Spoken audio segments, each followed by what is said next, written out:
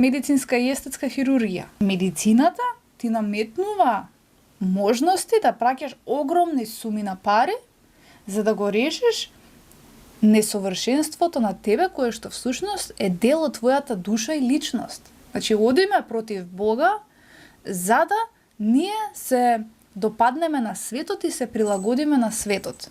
Гледате, човекот паја новие медицински професионалци за да го компензира она што му е од Бога дадено како природно. Да, немам гради, па сега да ставам гради. Тенки ми се усните, па сега да ги пополнам усните. Барам совршен изглед за да бидам пред кого? Пред светот кој што воопшто не го интересира за тебе. Реално кажано.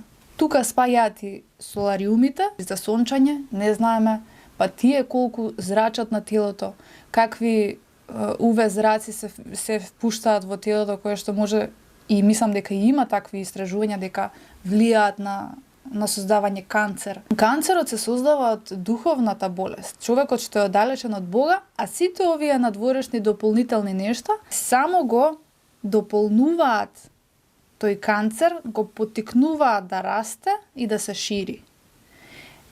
Сето тоа, кај човекот треба да донесе самосвест дека правата суштина во животот ја бара на погрешно место и треба да ја бара во духовната, значи внатрешна инвестиција, која што доаѓа и преку духовните книги, библиските, христијанските вредности, значи она што го тера човекот да направи баланс помеѓу материјалниот живот и духот.